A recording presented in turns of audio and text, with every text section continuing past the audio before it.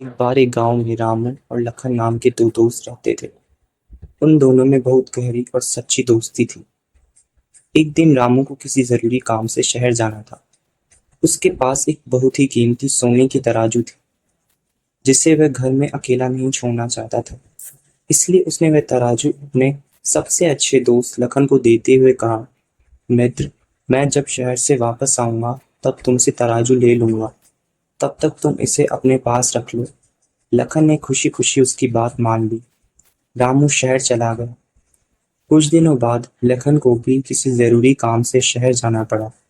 जाने से पहले उसने अपनी पत्नी रूपा को तराजू के बारे में बताया और कहा, रामू जब लौटे तो यह तराजू उसे वापस दे देना।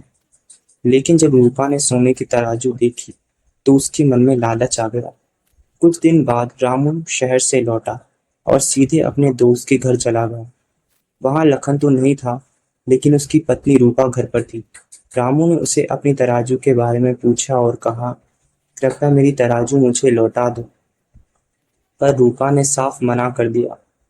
उसने कहा, मैं किसी सोने की तराजू को नहीं जानती। हाँ, लखन ने एक लोहे की तराजू की बात जरूर की थी। यह सुनकर रामू बहुत परेशान हो गया।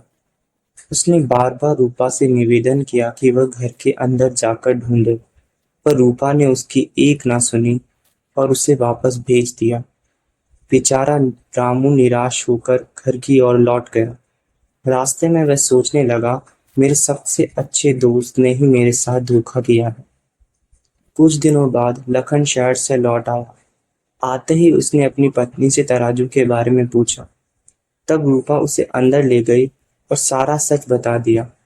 फिर समझाते हुए बोली, अगर हम इस सोने की तराजू को बेच दें तो हमारी सारी गरीबी खत्म हो जाएगी और हम भी अमीर बन जाएंगे। लखन ने रूपा की सारी बात चुपचाप सुनी और गुस्से में आकर बोला, तुमने लालच में आकर मेरे सबसे अच्छे दोस्त के भरोसे को तोड़ दिया। ये बहुत गलत किया। इतना कहकर लखन तराजू लेकर रामू के घर चला गया। रामू आंगन में उदास बैठा था। तभी लखन वहां पहुंचा और उसने रामू को उसकी तराजू वापस लौटा दी। अपनी कीमती तराजू पाकर रामू बहुत खुश हुआ और लखन से लिपट गया। दोनों मित्र फिर से गले मिल गए।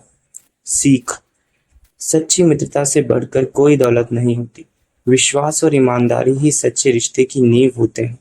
Subscribe for more.